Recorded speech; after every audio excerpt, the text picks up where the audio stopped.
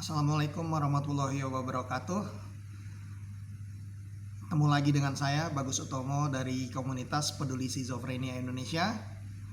Kali ini saya mau membahas ya postingan salah satu teman-teman nih di salah satu teman di grup Facebook KPSI ya.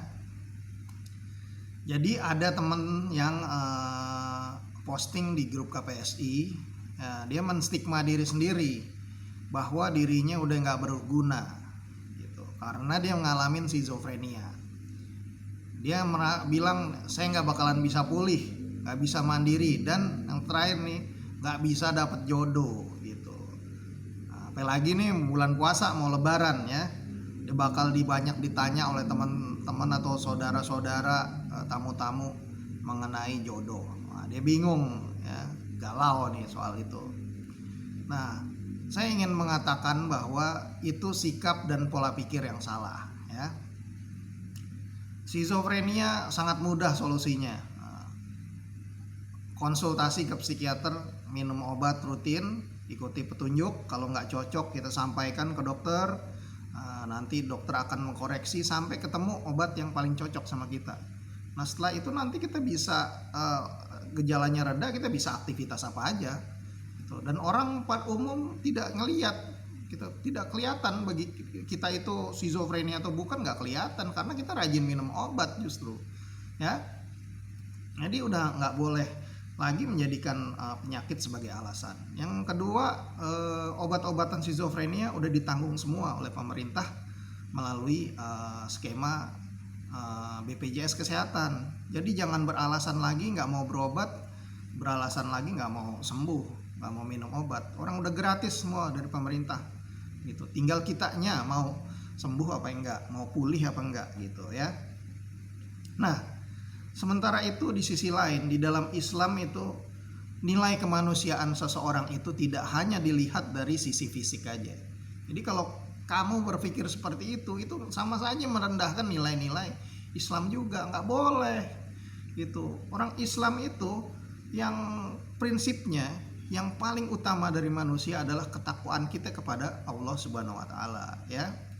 Terus kemudian bagaimana akhlak kita tercermin dalam perilaku kita dan perbuatan baik kita kepada sesama makhluk ciptaan Allah di dunia ini ya. Gitu. Jadi bukan dilihat dari fisiknya oleh Allah, enggak gitu, tetapi tadi ketakwaan dan akhlak kita, bagaimana kita hidup yang berguna buat seluruh alam semesta, rahmat buat seluruh alam gitu ya. Nah, bahkan orang yang mengalami kecacatan dan penampilan fisiknya tidak sempurna itu di dalam Islam mendapat tempat yang mulia gitu. Nabi Muhammad SAW sendiri sangat memuliakan orang-orang disabilitas dan mereka yang fisiknya tidak sempurna serta orang lanjut usia itu ya. Nah, pernah nggak nih kalian baca kisah Nabi Muhammad SAW yang menyuapi pengemis buta yang berdarah Yahudi ya?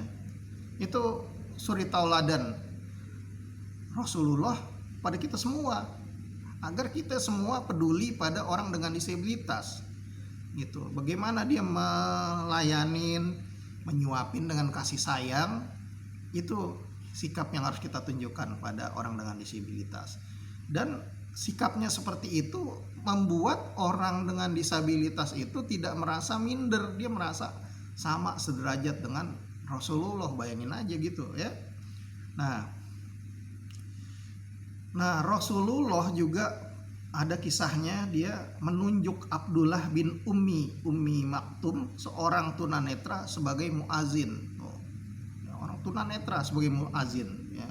Biasanya orang tunanetra dia sense of musicnya bagus, suaranya juga bagus. Karena itu dipilih oleh Rasulullah ya. Abdullah bin Ummi Maktum bersama Bilal bin Abi Rabah yang berkulit hitam dipercaya tuh dia bergantian sebagai muazin memanggil umat untuk melaksanakan sholat. Nah, Berarti apa? Orang yang penampilan fisiknya itu mungkin bagi sesama manusia kadang diremehin, tetapi di pandangan Rasulullah, wah, dimuliakan dan ditempatkan pada posisi yang terhormat gitu ya.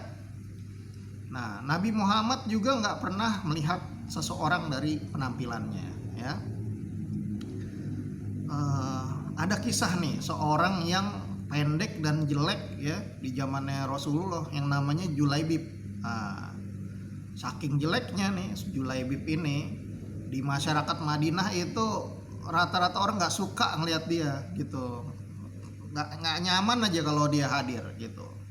Tetapi apa yang ditunjukkan oleh Rasulullah, nah Rasulullah SAW nih, Nabi Muhammad malah peduli pada Julaibib ini. Nah bahkan ada hadisnya nih ya, dari Nabi Muhammad ya, sesungguhnya Julaibib ini sebagian daripada aku dan aku ini sebagian daripada dia.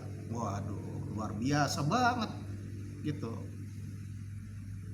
Orang yang alim aja belum tentu dibilang begitu sama Rasulullah, tetapi Julaibib yang fisiknya kelihatan jelek bagi orang umum dibilang seperti itu, wah luar biasa gitu ya. Bahkan ya Rasulullah SAW itu melamarkan seorang gadis cantik buat Julaibib ya. Julaibibnya sendiri itu dilamarin gadis cantik sama Rasulullah itu minder gitu.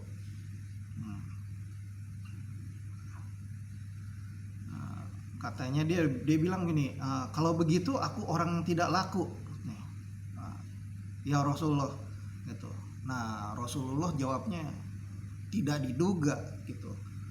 Kata Rasulullah dijawab gini, engkau di sisi Allah Subhanahu wa taala adalah orang yang laku. Nah itu menurut hadis riwayat Ya'la ya. Bahkan Julaibib mendapat keuntungan besar didoakan khusus oleh Rasulullah gitu. Nah doanya gini, ya Allah limpahkan kepada keduanya kebaikan dan jangan jadikan kehidupan mereka susah. Ketika dia dilamarin nikahin didoain khusus oleh Rasulullah ya. Karena itu kita ya semua nih keluarga ODGJ nggak boleh minder meskipun keluarga kita mengalami gangguan jiwa. Dan buat teman-teman ODGJ juga nggak boleh minder, nggak boleh menjadikan penyakit sebagai tameng untuk tidak mau maju, tidak mau pulih ya. Itu namanya self stigma. Terus nggak boleh mengucapkan yang jelek-jelek pada diri kita, wah saya tidak laku. Nah, padahal masalah jodoh itu sudah diatur oleh Allah Subhanahu wa taala ya. Tugas kita sebagai ODGJ ya adalah bangkit dan pulih dari gangguan jiwa dan menjaga kesehatan jiwa raga kita supaya tidak kambuh dengan cara apa? Konsultasi kepada psikiater sebulan sekali rutin, urus rujukan ke puskesmas, harus bisa mandiri, dan minum obatnya juga harus disiplin ya. Nggak perlu diingat-ingatin terus menerus oleh keluarga ya. Keluarga memang tetap harus ngawasin, tetapi harus ada kesadaran bahwa saya membutuhkan obat ini untuk bisa tetap sehat, halusinasi saya reda, hilang, dan akhirnya saya bisa beribadah lagi, bisa aktivitas lagi, bisa bergaul dengan siapapun. Nah nanti masalah jodoh udah Allah yang mengatur. Yang penting kita berusaha untuk tetap bergaul dengan siapapun ya. Nah justru dengan kita berobat rutin, disiplin, kondisi kesehatan jiwa raga kita jadi sehat.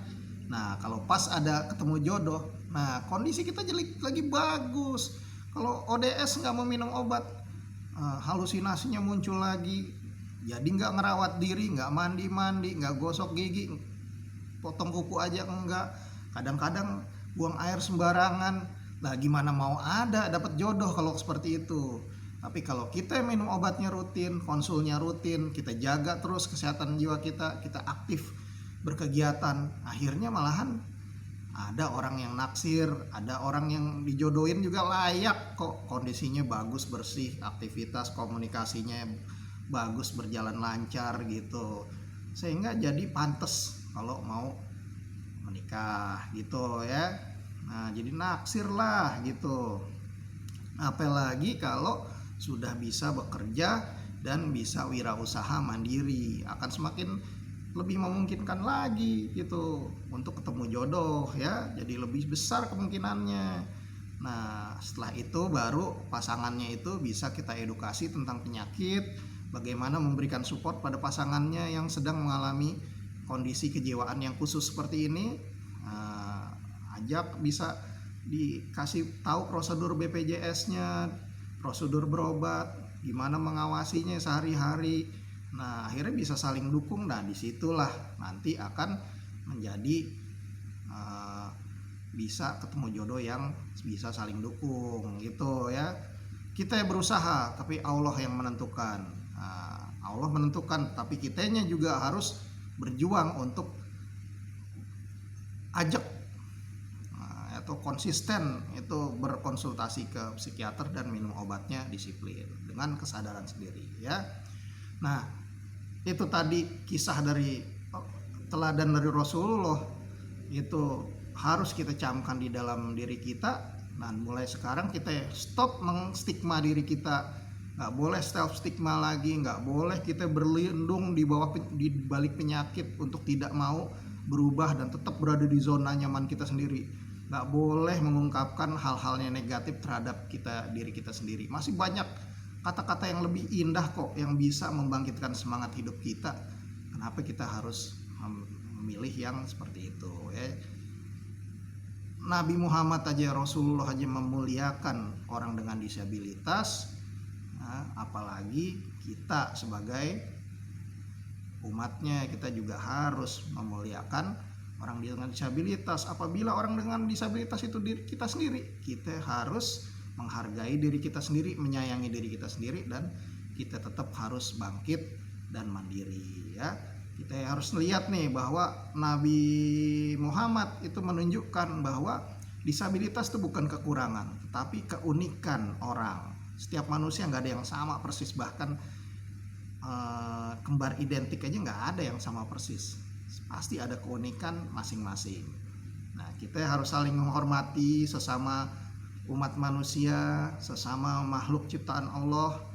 Hargai diri kita dulu ya, kita yang harus menghargai dulu, terima diri kita dengan tulus, kekurangannya dan kelebihannya. Nanti ketika kita memperlakukan diri kita dengan seperti itu, kita sayangin dan rawat diri kita sendiri, nah, akhirnya orang lain juga akan menghargai kita gitu, karena kita adalah cerminan dari sikap kita sendiri gitu ya.